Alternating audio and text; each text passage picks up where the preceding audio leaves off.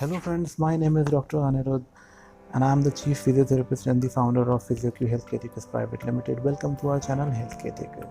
आज हम अपने चैनल के हेल्थ न्यूज़ का सेगमेंट आपके लिए लेके आए हैं जो कि फर्दर दो सेक्शन में डिवाइडेड है, इंटरनेशनल हेल्थ न्यूज़ और national health news. International health news की जो पहली न्यूज़ है वो आती है WHO से, जहाँ पे WHO के चीफ ने ये बोला कि डेक्सामेथासोन स्टेरॉइड जो है उसे सिर्फ सीरियस कोरोना वायरस केसेस के लिए रखा जाए, क्योंकि वो इस मेडिसिन को, इस स्टेरॉइड को एक उम्मीद की किरण की तरह देखते हैं और वो ये चाहते हैं कि वो ये कहना चाहते हैं कि इसको सिर्फ सीरियस कोरोना वायरस केसेस के लिए बचा के रखा जाए। दूसरी जो न्यूज़ है वो एक स्टडी है जो कि कोरोना वायरस पेशेंट्स पे करी गई है। उसमें ये पता लगाने की कोशिश करी गई है कि कोरोना वायरस के जो पेशेंट हैं वो कोरोना वायरस डिसीज़ के साथ किस तरीके से बिहेव करते हैं, या फिर हम ये कहें कि किस तरह से कोरोना वायरस की डिसीज़ हर होस्ट के साथ अलग तरह से बिहेव करती है।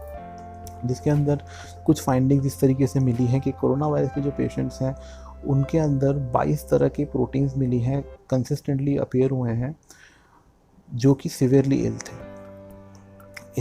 इसी तरह की दूसरी एक फाइंडिंग ये भी है इसी स्टडी से कि जो टाइप ए जिनका ब्लड है उनके 50% हायर रिस्क हैं ऑक्सीजन या वेंटिलेटर पे जाने की, अगर उनमें कोरोना वायरस होता है तो। टाइप ओ ब्लड वालों के साथ कुछ इस तरीके से है, उनके ऊपर कुछ पार्शियल प्रोटेक्टिव इफेक्ट देखने को मिला है, जैसे कि टाइप ए के साथ 50% चांसेस ज़्यादा हैं ऑक्सीजन और वेंटिलेटर पे जाने के अगर उन्हें कोरोना वायरस होता है तो। बट टाइप ओ के साथ ऐसा है कि उनके साथ एक पार्शियल प्रोटेक्टिव इफेक्ट उनके ऊपर देखने को मिलता है।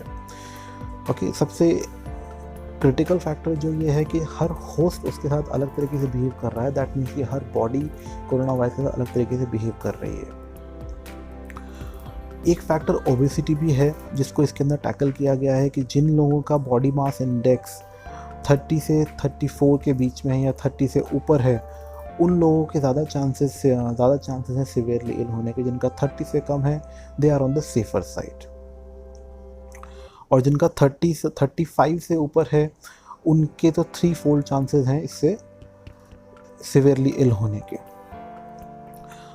तीसरी न्यूज़ आती है हमारी अमेरिकन कैंसर सोसाइटी से, जिन्होंने कुछ गाइडलाइंस दी हैं लोगों को, जारी की हैं, जिसके अंदर कैंसर को प्रिवेंट करने के कुछ तरीके बताए गए हैं।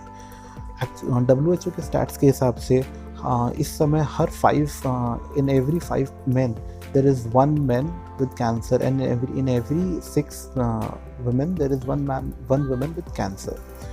उनकी एक पूरी लाइफ साइकिल में उनको कैंसर कहीं ना कहीं हुआ होता है। 5 में से 1 मर्द को और 6 में से 1 विमेन को। वो ये कहते हैं कि आने वाले ईयर्स में ये फिगर 2 में से 1 हो जाएगा, दैट मीन्स 50% हो जाएगा। उन्होंने आगे ये जारी किया कि कैसे हम इसके रिस्क को प्रिवेंट कर सकते हैं, कैसे हम इस चीज़ को बचा सकते हैं, क्योंकि एक्चुअली में कोरोना कैंसर जो है वो बेसिकली हमारी लाइफस्टाइल से ही निकली है, तो हमें अपनी लाइफस्टाइल बदलनी पड़ेगी इसको ठीक करने के लिए। तो उन्होंने जो कुछ गाइडलाइंस जारी करी है उनमें मैं आपके सामने रखने जा रहा हूँ।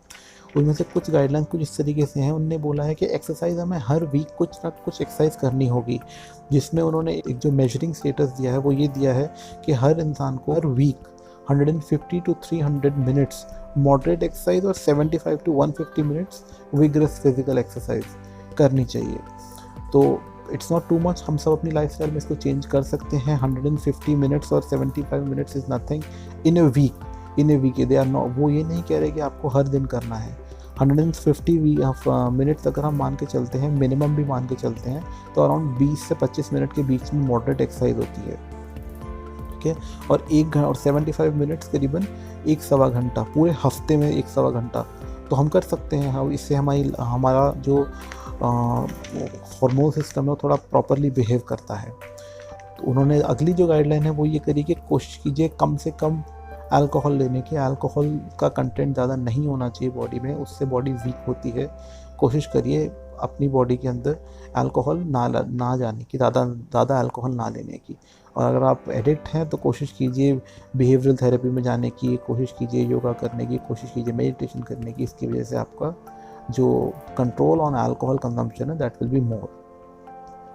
अगली गाइडलाइन वो ये कहते हैं कि हमें जो हमारी डाइट है, डाइट पर बहुत सिवियर चेंज करने की ज़रूरत है, क्योंकि हम लोग जंक फूड की तरफ बहुत ज़्यादा जा रहे हैं। जिसमें कि उन्होंने बोला कि it should be A colourful diet. Colourful diet का कहने का मतलब ये है कि जिसमें हरी सब्जियां हों, अलग अलग फ्रूट्स हों। कोशिश करें कि जितना हो सके उतना ऑर्गेनिक की तरफ हम जाएं। हम कोशिश करें कि जितना कम हो सके हम केमिकल प्रोडक्ट्स कम से कम यूज़ करें, ऐसे प्रोडक्ट्स कम से कम यूज़ करें जिनमें पेस्टिसाइड्स डले हों, ऐसे प्रोडक्ट्स हम कम से कम यूज़ करें। ऑर्गेनिक प्रोडक्ट्स की तरफ हम थोड़ा ज़्यादा जाएँ, चाहे वो ऑर्गेनिक वेजिटेबल्स हो, ऑर्गेनिक आटा हो। Nowadays everything is coming in organic variety also। तो कोशिश कीजिए ऑर्गेनिक जानने की, कोशिश कीजिए साफ़ खाने की। ओके और कोशिश कीजिए, और जो अगली वो गाइडलाइन है उनमें उन्होंने बोला है कि कोशिश कीजिए कि हमारे एनवायरनमेंट में हम कॉन्शियसली कुछ चेंज लाने की कोशिश करें। हमारी फूड हैबिट्स, हमारी जो हैबिट्स हैं वो थोड़ी सी हेल्दी हों। अगर हमारी हैबिट्स हेल्दी नहीं होंगी तो हम कैंसर को नहीं रोक पाएंगे हमारी बॉडी में, क्योंकि कैंसर पहले इतना कॉमन नहीं था जितना आज हो गया है। इसका रीज़न ये कि हमारा जो लाइफस्टाइल है वो बहुत ज़्यादा बदल गया है पहले से। तो ये थी हमारी कुछ इंटरनेशनल हेल्थ न्यूज़। हमारी जो दूसरी हमारा अगला सेक्शन है इंडियन हेल्थ न्यूज़, जिसके अंदर जो पहली न्यूज़ है वो आती है हमारी रेगुलर, जो मैं आप लोगों के सामने हमारी हर सेगमेंट में रखूँगा। जो भी लेटेस्ट जो कोरोना वायरस का जो अपडेट है केसेस का, वो है हमारे लास्ट 24 आवर्स में हमारे पास मोर देन 14,000 केसेस आए हैं। ये अब तक का हाईएस्ट है। इतना ज़्यादा हम कभी नहीं गए। अभी हमारी टैली 3.95 लाख से भी ऊपर जा रही है। We are getting close to 4 lakh cases, total of 4 lakh cases. 4 lakh cases में से अराउंड पिछले 24 घंटे में 375 लोगों की डेथ हुई है, 375 लोगों की डेथ हुई है, जो कि हेल्थ मिनिस्ट्री का डैशबोर्ड दिखाता है। और हमारे कंट्री का जो टोटल टोल है वो चला गया है 12,948 पे। करीबन 13,000 लोगों के करीब हम पहुंच गए हैं। सिर्फ पिछले 24 घंटे में 375 लोगों की डेथ हुई है। हेल्थ मिनिस्ट्री के हिसाब से इस समय 1,68,269 को एक्टिव कोविड केसेस हैं, जिसमें से 2,13,830 पीपल रिकवर हो चुके हैं इस रेस्पिरेटरी डिजीज से। इस समय इंडिया का जो रिकवरी रेट है वो है 54.12%। हमारी अगली न्यूज़ आती है जिसका इस समय बच्चों पे बहुत ज़्यादा इफेक्ट है लॉकडाउन के समय में, लॉकडाउन के दौरान और लॉकडाउन के बाद भी, क्योंकि इस समय हर जगह पे ये बात चल रही है कि गवर्नमेंट भी कोशिश कर रही है कि किसी के बच्चों के जो स्कूल की क्लासेस हैं वो फ़ोन पे स्टार्ट हो जाएं, डिजिटल टेक्नोलॉजी का यूज़ किया जाए। बट एक स्टडी हुई है अभी Jaipur based JK loan children hospital में। ये जो न्यूज़ है वो हिंदुस्तान टाइम्स में पब्लिश हुई थी।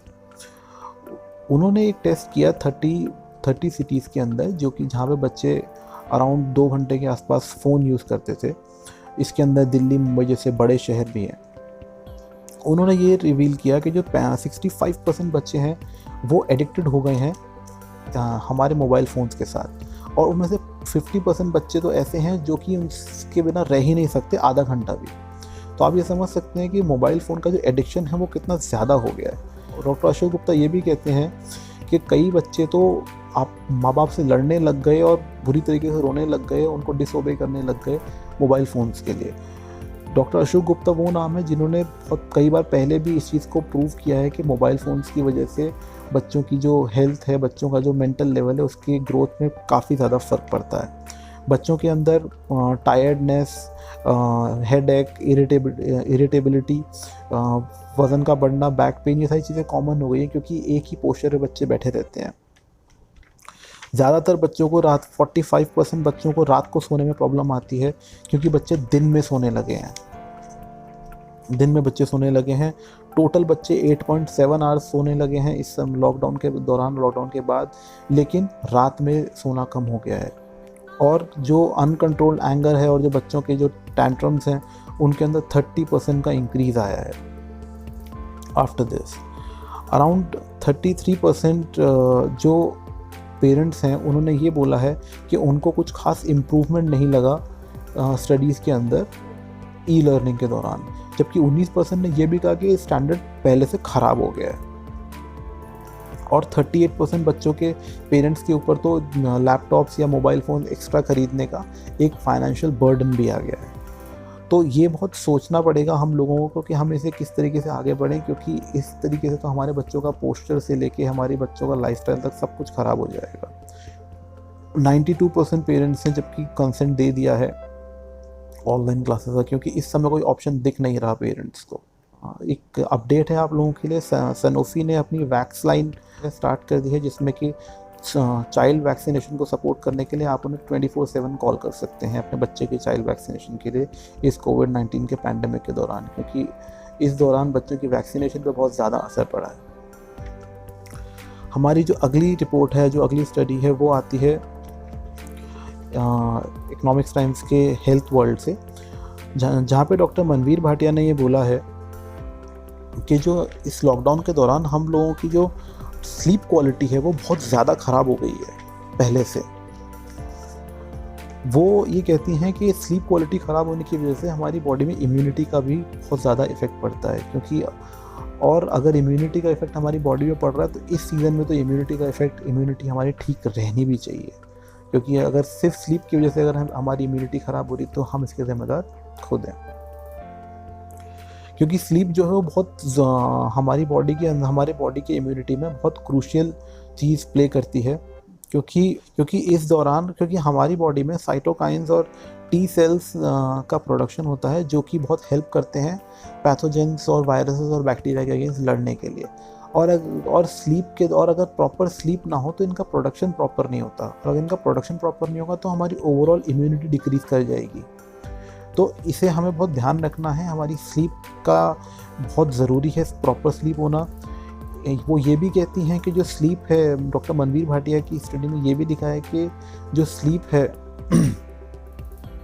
वो हमारी प्रोडक्टिविटी को भी असर करती है, क्योंकि इसकी वजह से क्या होता है, नींद की वजह से हमारे ब्रेन में कुछ रिपेयरिंग फेज चलता है, जिसकी वजह से हमारे ब्रेन का कुछ भी अगर नुकसान हुआ तो इस पर्टिकुलर समय में रिपेयर होता है। तो जो स्लीप जो है, हमारी जो नींद है, वो ब्रेन से नहीं आती है, वो ब्रेन के लिए आती है। तो कोशिश ये करें कि हम प्रॉपर तरीके से सोएं, हमारी स्लीप क्वालिटी को इंक्रीज़ करें, डे टाइम थोड़ा कम सोएं, क्योंकि रात की स्लीप इज़ वेरी इंपॉर्टेंट। कोशिश कीजिए कि इंड्यूस स्लीप ना हो, नेचुरल स्लीप हो। कोशिश कीजिए कि हम दवाई लेके ना सोएं, कोशिश कीजिए कि हम लोग नॉर्मल सोएं, नेचुरली सोएं।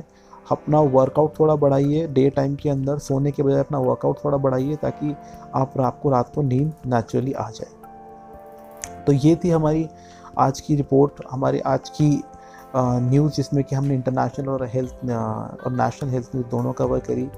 अब हम मिलेंगे आपसे हमारी अगली वीडियो में, जो कि please subscribe our channel, please share our video. Thank you.